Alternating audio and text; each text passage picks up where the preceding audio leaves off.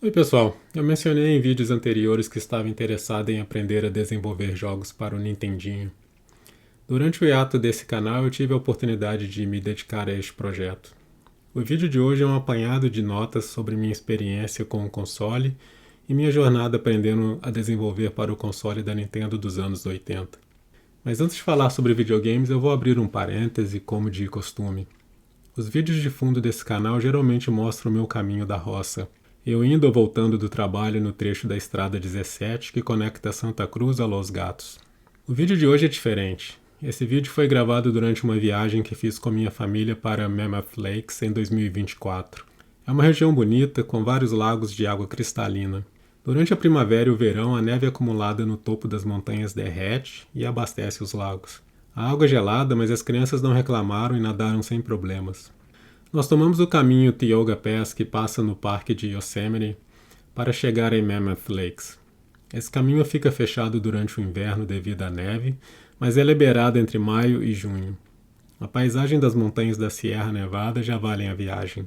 A variação da fauna e flora da Califórnia nunca decepcionam. Bem, fica aqui a minha recomendação turística para fechar o parênteses. A minha história com o console da Nintendo começa no Brasil em 1990.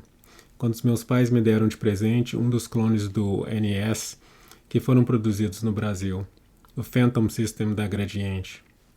Olhando a história do console da Gradiente, é triste notar o quanto o Brasil era um país fechado para o mundo. Claro, o Brasil ainda é um país fechado, afundado em burocracia estatal, impostos e taxas para matar qualquer um de raiva, mas pelo menos as coisas melhoraram um pouco desde o final dos anos 80. Infelizmente, nós não tivemos acesso ao NES original, que foi lançado nos Estados Unidos em 1985, e originalmente o Famicom no Japão, que foi lançado em 1983. O que é uma pena, afinal o Brasil tem um laço cultural forte com o Japão, e poderíamos ter tido acesso ao Famicom em 1983. Teria sido um sucesso na terrinha. Bem, no final dos anos 80 eu tinha alguns colegas que compraram o NES nos Estados Unidos.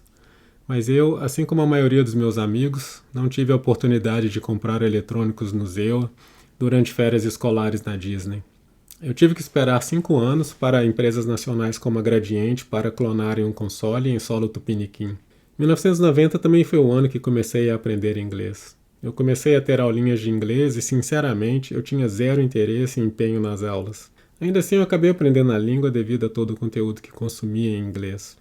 E claro, esse conteúdo incluía jogos de RPG como Dragon Quest e Final Fantasy. Eu tinha um grupo de amigos que me emprestavam não apenas os cartuchos, mas também manuais e revistas importadas do Zeo, que continham guias e reviews de vários jogos. Nessa época eu traduzia todo esse conteúdo do inglês para o português com a ajuda de um produto tecnológico chamado Dicionário, uma relíquia do passado. Essa fase durou por volta de 2 anos. O Super Nintendo foi lançado oficialmente no Brasil em 1993, mas nessa época eu tinha um PC e meu interesse por consoles de videogame já tinha esfriado. De qualquer forma, foram 2 anos que marcaram minha infância. Eu nem quero imaginar quantas horas passei jogando os clássicos do Nintendinho. Essa experiência foi compartilhada por dezenas de milhões de pessoas pelo mundo. O console original vendeu mais de 60 milhões de cópias até a produção ser cancelada no final dos anos 90. É inacreditável que a produção do console só se encerrou em 2003 no Japão. O catálogo de jogos contém mais de 700 títulos oficiais e pelo menos mais de uma centena de títulos não abençoados pela Nintendo. Ultimamente ando jogando vários títulos que não tive acesso quando era criança. Alguns anos atrás eu entrei na onda de colecionar jogos retrô. Eu comecei comprando o Nintendinho, alguns cartuchos que marcaram minha infância e o Scaler RetroTink 5X para poder jogar outros jogos em uma televisão moderna. Eventualmente eu não resisti e acabei comprando uma televisão CRT em nome da nostalgia. A TV mora no meu home office e minha coleção de consoles e jogos não param de crescer. Uma outra aquisição importante foi o cartucho EverDrive.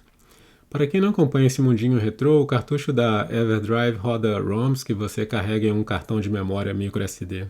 A arquitetura do NES foi inovadora. O Nintendinho foi o console que popularizou e incentivou a arquitetura em que os cartuchos podiam ser customizados para conter mais memória e até mesmo realizar computação. Um exemplo moderno que me chamou a atenção foi o jogo Super Tilt Pro. É um jogo de luta, mas que você pode se conectar à internet e jogar online com outros jogadores. A parte computacional para se conectar na internet é deferida para o cartucho, que contém o código e o hardware necessário para o jogo funcionar. Imagine voltar no tempo e dizer em 1985 que no futuro você vai poder se conectar na internet através do Nintendinho. Claro, a primeira pergunta seria o que é a internet. Bem, toda a variação de cartuchos que foram produzidas são simuladas no cartucho da EverDrive através de FPGA. O cartucho roda com fidelidade a maioria dos cartuchos que foram produzidos ao longo dos anos. Isso torna o EverDrive uma alternativa prática para testar código no hardware original. A possibilidade de se estender o hardware do cartucho explica em parte por que o console teve uma vida tão longa, e isso se estendeu com a comunidade de desenvolvedores que continua criando novos jogos para o NES. Eu estava planejando apenas colecionar alguns cartuchos e jogar alguns jogos clássicos em nome da nostalgia. Mas eventualmente eu fiquei curioso. O quão difícil seria escrever código para o Nintendinho?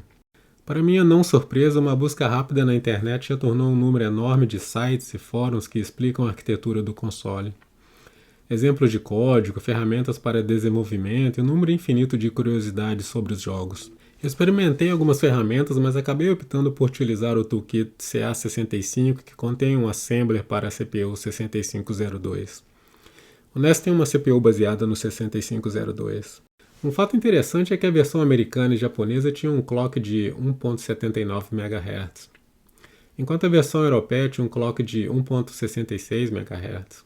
Essa diferença de velocidade na CPU foi necessária devido à diferença dos padrões NTSC e PAL. Os Estados Unidos e o Japão adotaram o NTSC, enquanto a Europa adotou o padrão PAL.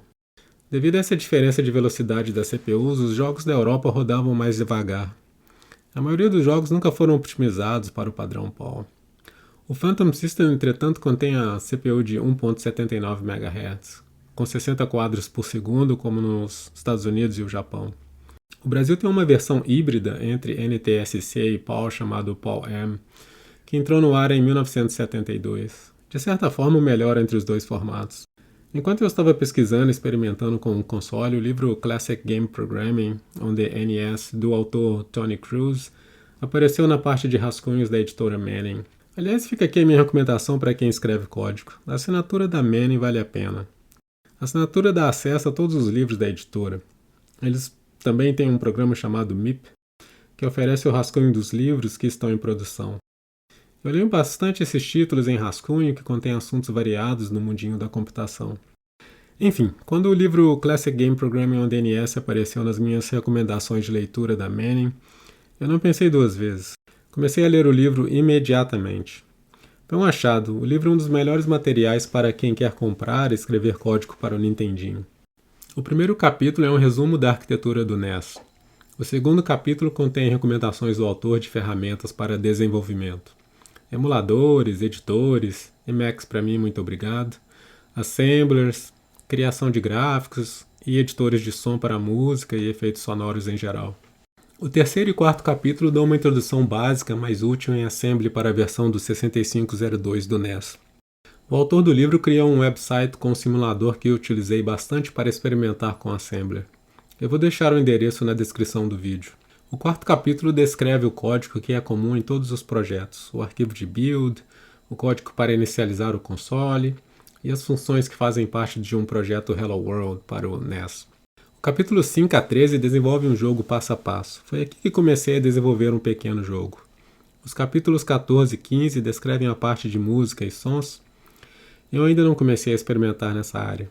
Bem, no momento eu ainda estou brincando com código. Ainda não resolvi se vou fazer um jogo do começo ao fim, uma vez que meu tempo é limitado. Mas vira e mexe eu dou alguns updates no código, coloco o build no cartucho da EverDrive e testo o código no console que será conectado na minha TV CRT no começo dos anos 2000. É um processo divertido. Claro, esse projeto é um passatempo, principalmente devido à nostalgia que eu tenho pelos jogos. Ainda assim, programar para o 6502 tem me dado alguns insights interessantes ao escrever código em assembly. Eu escrevo código e peço feedback para LLMs como ChatGPT e Grok, e invariavelmente aprendo algo novo. Por exemplo, optimizações no uso de CPU ou consumo de memória, às vezes pequenos detalhes de estilo no código, etc. Eu não sei se isso vai ter alguma repercussão na minha vida profissional, mas Essa experiência tem aguçado minha curiosidade sobre o que alguns compiladores estão fazendo por trás dos panos. Até mesmo em linguagens mais high-level como Kotlin e Java que utilizo no dia a dia. Um outro detalhe interessante sobre a arquitetura do NES é a parte de concurrency. Claro, a CPU não oferece paralelismo, mas olhando o sistema como um todo, existe uma forma de concurrency entre a renderização e o processamento de som, e é difícil não fazer paralelos com os sistemas que escrevemos hoje em dia.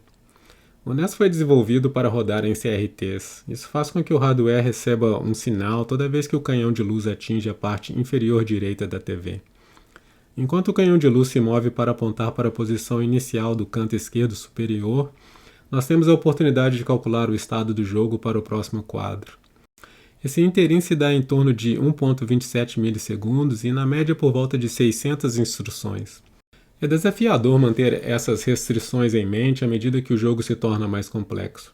Bem, essa arquitetura faz com que duas partes do código se entrelacem e é necessário salvar e restaurar registros.